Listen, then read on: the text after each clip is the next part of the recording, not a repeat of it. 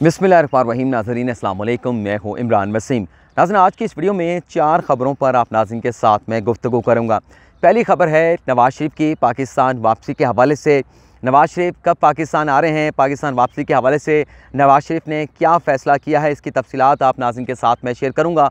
और दूसरी ख़बर में हम बात करेंगे आइंदा आने वाले चंद रोज़ में इलेक्शन कमीशन से एक ऐसी ख़बर सामने आ सकती है और उस ख़बर के बाद मौजूदा हालात में हुकूमत और इलेक्शन कमीशन के दरमियान जो टेंशन मौजूद है, उस टेंशन में मज़ीद इजाफ़ा होने का इम्कान है। इस खबर की डिटेल आप नाज़रीन के साथ आगे चल के शेयर करेंगे। और तीसरी खबर में हम बात करेंगे वज़ीर आला पंजाब उस्मान बुज़दार की तब्दीली के हवाले से। इस खबर पर मेरे साथी, मेरे दोस्त अदील वड़ाइच बड़े डिटेल में वीडियो बना चुके हैं, लेकिन अभी भी इस खबर के कुछ ऐसे पहलू बाकी हैं जिस पर अभी भी बात की जा सकती है। चौथी खबर में हम बात करेंगे शेख रशीद ने कल भरे अवान में वज़ीर आज़म इमरान खान को मुखातिब करते हुए ये कहा कि वो मालशिए नहीं हैं, वो पालशिए नहीं हैं। शेख रशीद का ये बयान देने का मकसद क्या था, उसकी तफसीलात आप नाज़रीन के साथ मैं शेयर करूँगा। और इसके अलावा 3 छोटे छोटे वाक़यात भी आप नाज़रीन के साथ में डिस्कस करूँगा। तो सबसे पहले बात कर लेते हैं कि नवाज़ शरीफ की पाकिस्तान वापसी के हवाले से ख़बर क्या है। नाज़रीन, लंदन से अज़हर जावेद की जानिब से ये ख़बर दी गई है, ये बताया गया है कि नवाज़ शरीफ पाकिस्तान वापस आना चाहते हैं और नवाज़ शरीफ की जानिब से पाकिस्तान वापसी की मनसूबाबंदी का आगाज़ कर दिया गया है। और आइंदा आने वाले चंद रोज़ में नवाज़ शरीफ पार्टी के मुस्लिम लीग नवाज़ के सीनियर रहनुमाओं से ये तजावीज़ तलब करेंगे कि गिलानी की कामयाबी के बाद पीडीएम जो है हुकूमत के ख़िलाफ़ जो लॉन्ग मार्च करने जा रही है, क्या इस लॉन्ग मार्च के मौके पर उन्हें पाकिस्तान में मौजूद होना चाहिए, उन्हें पाकिस्तान वापस आना चाहिए, नहीं आना चाहिए। ये तजावीज़ जो है वो नवाज़ शरीफ पार्टी के सीनियर रहनुमाओं से तलब करेंगे। खबर में ये भी बताया गया है कि ये तजावीज़ सामने आने के बाद नवाज़ शरीफ जो है इन तजावीज़ को पार्टी के इजलास में गौर व खौस के लिए, सोचो बचार के लिए पेश करेंगे और इस पर कोई ना कोई फ़ैसला जो है वो पार्टी के रहनुमाओं की जानिब से किया जाएगा। और साथ साथ ये भी बताया गया है कि ना सिर्फ पार्टी के सीनियर रहनुमाओं के साथ साथ बल्कि पीडीएम के जो इत्तेहादी जमातें हैं उनके रहनुमाओं के साथ, यानी आसिफ अली जरदारी के साथ, मौलाना फजल रहमान के साथ और दीगर जो सियासी जमातें जो पीडीएम में शामिल हैं उनके साथ भी इस हवाले से मशवरा किया जाएगा। और ये भी बताया गया है कि नवाज़ शरीफ आइंदा आने वाले चंद रोज़ में अपने कुछ मेडिकल टेस्ट करवाने जा रहे हैं और उन मेडिकल रिपोर्ट्स की बुनियाद पर नवाज़ शरीफ जो है अपने डॉक्टर से ये मशवरा भी तलब करेंगे कि आया कि उन मेडिकल रिपोर्ट्स की बुनियाद पर उन्हें पाकिस्तान का सफ़र करना चाहिए, नहीं करना चाहिए। तो इन तमाम चीज़ों को देखने के बाद जो है वो नवाज़ शरीफ जो है वो पाकिस्तान वापस आने का फ़ैसला करेंगे। पार्टी के सीनियर रहनुमाओं से तजावीज़ ली जाएंगी, उन पर गौर किया जाएगा। पीडीएम की सियासी जमातों की जानिब से उनके रहनुमाओं से तजावीज़ लेने के बाद जो है वो नवाज़ शरीफ पाकिस्तान वापस आने का फ़ैसला करेंगे। और ये बताया गया इस खबर में कि नवाज़ शरीफ चाहते हैं कि पीडीएम के अगले मरले में जब हुकूमत के ख़िलाफ़ लॉन्ग मार्च किया जाए तो नवाज़ शरीफ जो है वो पाकिस्तान में मौजूद हों। दूसरी खबर के हवाले से बात कर लेते हैं कि आइंदा आने वाले दिनों में इलेक्शन कमीशन से ऐसी क्या खबर जो है वो सामने आ सकती है जिसके बाद हुकूमत और इलेक्शन कमीशन के दरमियान जो मौजूदा हालात में टेंशन मौजूद है उसमें मज़ीद इजाफ़ा होने का इम्कान है। कल नाज़रीन वज़ीर आज़म इमरान खान ने यहाँ पर पार्लियामेंट हाउस में कौमी असम्बली से अपना एतमाद का वोट जो है बड़ी कामयाबी के साथ हासिल किया, लेकिन कल के रोज़ इस्लामाबाद हाई कोर्ट से 13 सफ़ात का तफसीली तहरीरी फ़ैसला जारी किया गया जो वज़ीर आज़म इमरान खान के एक बड़े खिलाड़ी, नामवर खिलाड़ी फैसल वाडा के ख़िलाफ़ मुकम्मल तौर पर जो है वो चार्जशीट है। इस फैसले में 13 सफ़ात के तहरीरी फ़ैसले में जस्टिस आमिर फ़ारूक ये लिखते हैं कि फैसल वाडा की जानिब से 11 जून को नॉमिनेशन पेपर जमा कराते साथ जो बयान हल्फी जमा कराया गया था, बज़ाहिर फैसल वाडा का यह बयान हल्फी जो है वो झूठा है और झूठे बयान हल्फी के संगीन नताइज होते हैं। इस हवाले से इस्लामाबाद हाई कोर्ट के जस्टिस आमिर फ़ारूक ने सुप्रीम कोर्ट के 2018 के फ़ैसले का हवाला दिया है जो साबिक़ चीफ जस्टिस मियां साकिब निसार की जानिब से दिया गया था, जिसमें उनका कहना यह था, फ़ैसले में ये लिखा यह गया था कि अगर 2018 के इलेक्शन में किसी भी उम्मीदवार की जानिब से झूठा बयान हल्फी जमा कराया जाता है तो चाहे वो अरकान रुकन कौमी असम्बली मुंतखब हो जाए या रुकन कौमी असम्बली मुंतखब ना भी हो, तो इस सूरत में झूठा बयान हल्फी जमा कराने पर उसे संगीन नताइज का सामना करना पड़ेगा।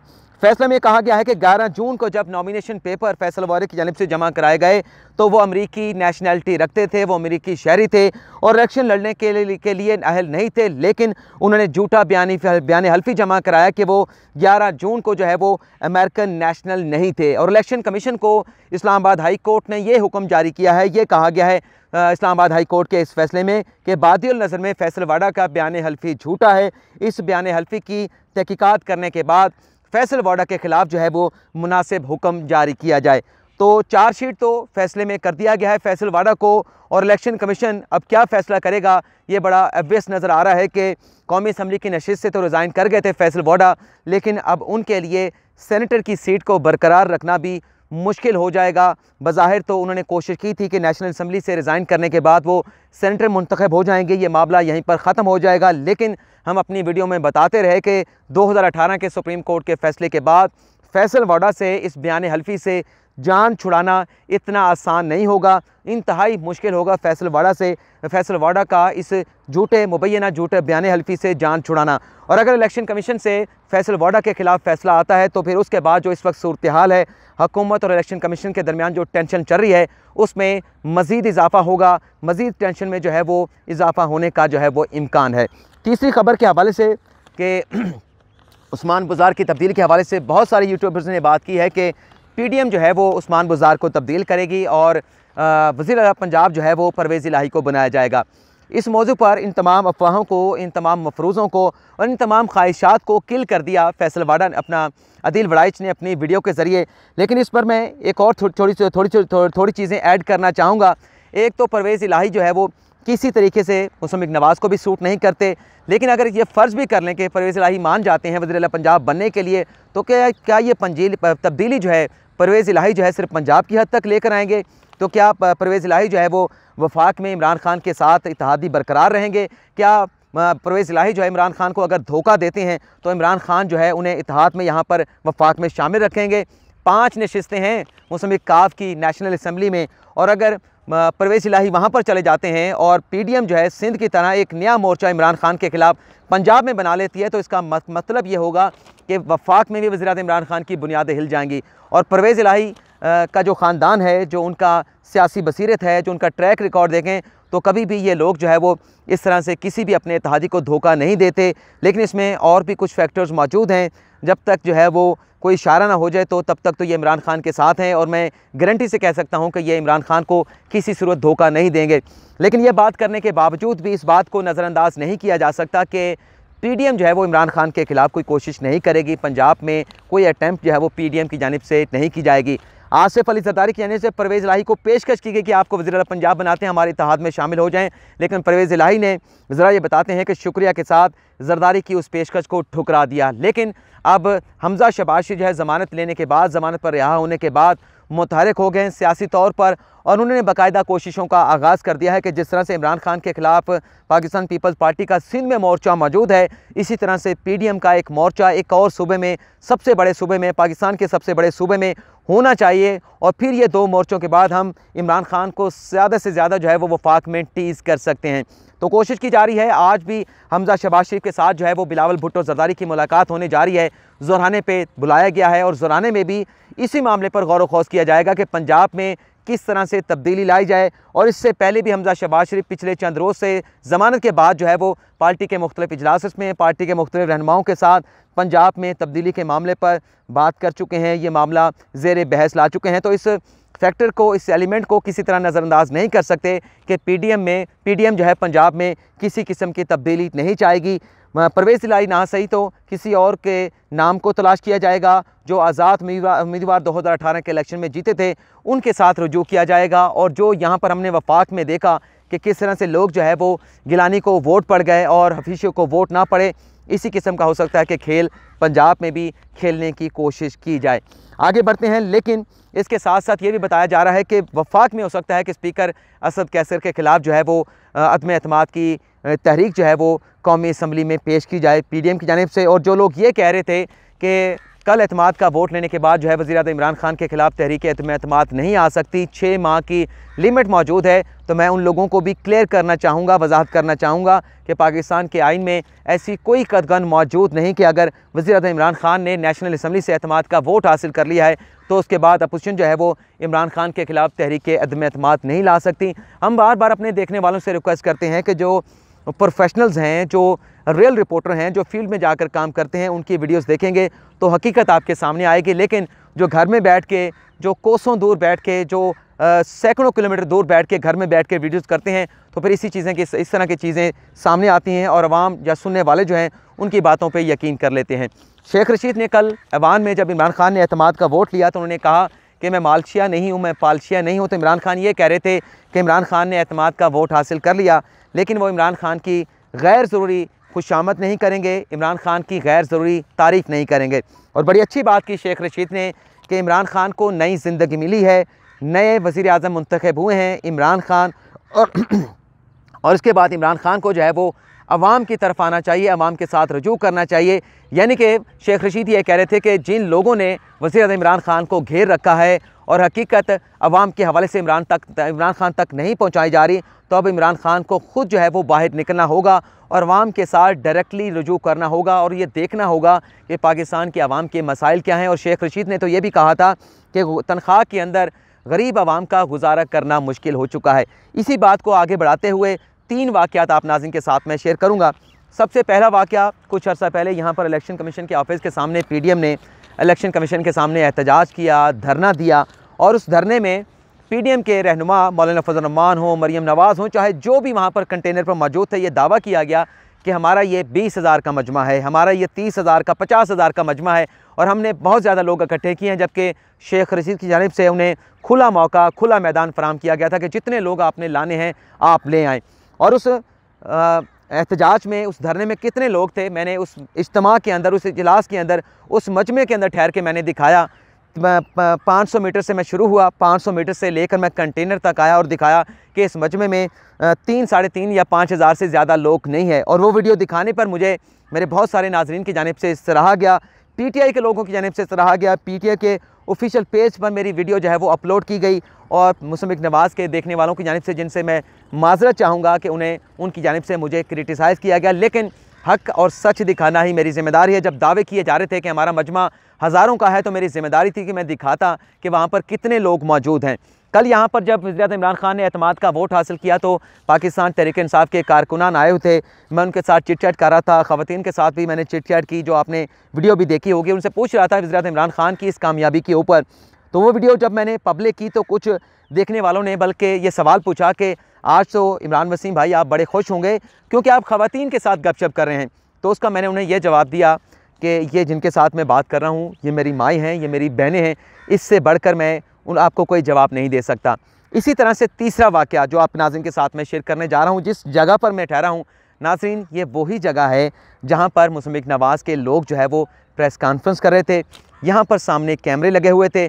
अब आपको कुछ ऐसी चीज़ें मैं दिखाने जा रहा हूँ क्योंकि मैं यहाँ पर मौके पर मौजूद था। सोशल मीडिया पर जिन लोगों ने जो भी हंगामा किया, मुझे जिन लोगों ने गालियाँ देनी थी, क्रिटिसाइज़ करना था, वो ठीक थे, क्योंकि सोशल मीडिया पर जो दिखाया गया वो वही था जिस पर उन्होंने एतबार किया। जो गीले तीतर ने बताया, जो गीले तीतर को समझ आया, उसने वो बता दिया। मैं उसके साथ इख्तलाफ नहीं करता, लेकिन मौके पर ठहर कर जो मैंने चीज़ें देखी हैं वो मुख्तसर सा आप नाज़रीन के साथ मैं शेयर करूँगा, और माज़रत करूँगा कि इस वाक़े को बयान करने से मेरी वीडियो थोड़ी सी तवील हो सकती है। जो नाज़रीन मेरे साथ इख्तलाफ करते हैं वो बेशक चाहें तो यहाँ से वीडियो देखना बंद कर दें, लेकिन जो समझते हैं कि इमरान वसीम सच और हक़ की बात करेगा, किसी के ख़िलाफ़ बात नहीं करेगा, कोई मालची या पालची वाली बात नहीं करेंगे, तो वो मेरे साथ रहें।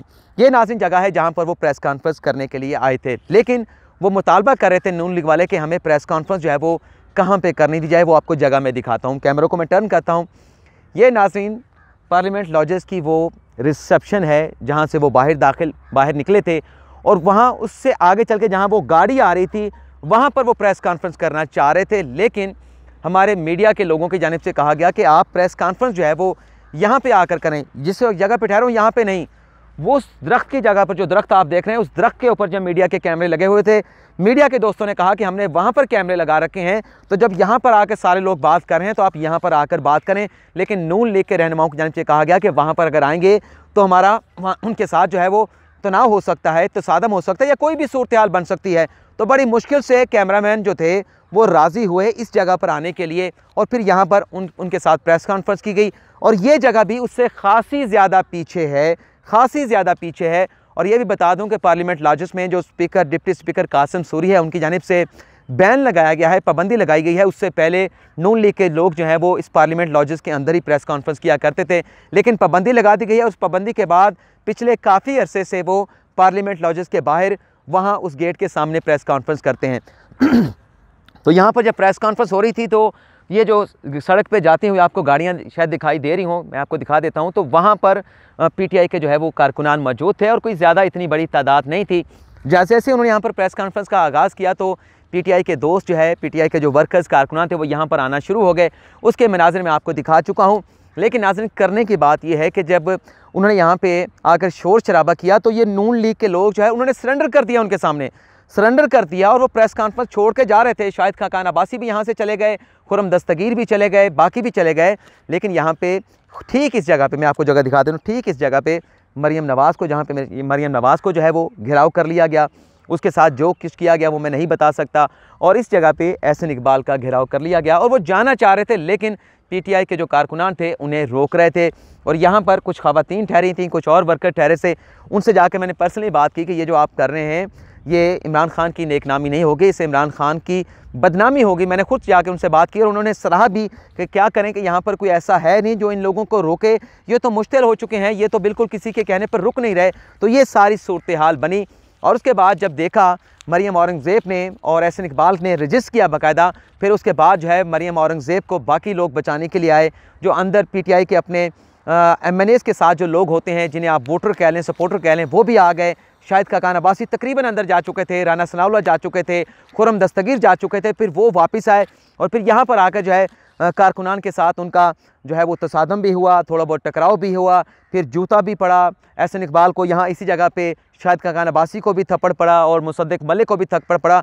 तो ये यहाँ पर सूरत हाल बनी। तो ये अफसोसनाक थी। ये रवैये क्या हैं, इस पर मैं कह रहा हूँ और ये वीडियो इसलिए मैंने बनाई थी कि इन चीज़ों को रोका जाना चाहिए। आज आप इनको बात नहीं करने देंगे तो ये मैसेज क्या जाएगा? जब मीडिया के ऊपर ये सारी चीज़ें चलेंगी तो कल को उनके भी वोटर्स हैं, उनके भी सपोर्टर्स हैं जो आपको अच्छा नहीं समझते, जो आप समझते हैं कि आपने वो ये समझते हैं कि आपने मुल्क को बर्बाद कर दिया है। उनकी अपनी एक राय मौजूद है। तो फिर वो आपके लोग जब पब्लिक में निकलेंगे तो उनके साथ भी यही करेंगे। तो बताने का मकसद, वो दिखाने का मकसद ये था कि अगर कुछ गलत हुआ है उसको कंट्रोल किया जाए। ऐसे रवैये किसी माशरे में काबिल बर्दाश्त भी नहीं होते। ऐसे रवैयों का किसी महज़्ज़ब माशरे में जो है वो कोई जवाज़ या कोई जस्टिफिकेशन भी नहीं होती। तो उसका बताने का मकसद ये था, किसी को लेट डाउन नहीं करना था, किसी के ख़िलाफ़ नहीं करना था। और बीइंग ए रिपोर्टर मेरी ये बुनियादी ज़िम्मेदारी थी और आपको देखने वालों को सराहा जाना चाहिए था कि मैं कोई मालचिया बन के, पालचिया बन के रिपोर्टिंग नहीं करता। जैसा कि मैं कहता हूं कि जो अमानत है वो आप नाज़रीन के साथ मैंने शेयर करनी है, आपको दिखानी है। तो वही अमानत जो है मैंने आप नाज़रीन के साथ शेयर की और वही मैंने आपको बताया, वही मैंने दिखाया जो यहाँ पर होता रहा। और उसके बाद जब ये सारा वाक़या हुआ, जब यहाँ पर जूता भी पड़ गया एहसन इकबाल को, तो इसी जगह पर रोहिल अस्कर मौजूद थे जो आपकी उन्होंने वीडियो देखी, उसकी भी मज़म्मत होनी चाहिए। लेकिन कहा जा सकता है एक जवाज़ हो सकता है उनका, मुस्लिम लीग नवाज़ का, कि हमारे साथ जहाँ पर ये हुआ ये उसका रद्द-ए-अमल था। लेकिन एक और चीज़ भी है कि जब यहाँ पर वाक़या हुआ, जब प्रेस कॉन्फ्रेंस हो रही थी तो इंतज़ामिया का कहाँ पर थी? इंतज़ामिया पर भी सवाल उठा है। और इस्लामाबाद की जो इंतज़ामिया है वो वज़ारत दाखिला के अंडर आती है, तो उनकी भी ज़िम्मेदारी बनती थी कि जब यहाँ पर पीटीआई के कारकुनान डी चौक पर शायर दस्तूर पर मौजूद थे और वो यहाँ पर प्रेस कॉन्फ्रेंस करने के लिए आए थे, तो पहले तो उन्हें प्रेस कॉन्फ्रेंस वहाँ करने दी जाती, यहाँ पर प्रेस कॉन्फ्रेंस ना करने दी जाती। अगर वो यहाँ कर भी रहे थे तो फिर यहाँ पर मुकम्मल सिक्योरिटी जो है वो उन्हें फराहम की जाती। तो इंतज़ामिया की इसमें गलती मौजूद है और पीटीआई के कारकुनान की भी गलती और गफलत मौजूद है। और मैं ये कह रहा था कि जो मजमा, जो हजूम पीटीआई के कारकुनान की यहाँ पर मौजूद था, अगर ऐसे यहाँ पर लोगों को बुलाना भी है तो कम अज़ कम एक ऐसा लीडर यहाँ पर ऐसी जगहों पर मौजूद होना चाहिए जो उनको कंट्रोल कर सके, जो उन्हें डायरेक्शन जारी कर सके कि हमने क्या करना है, हमने क्या नहीं करना।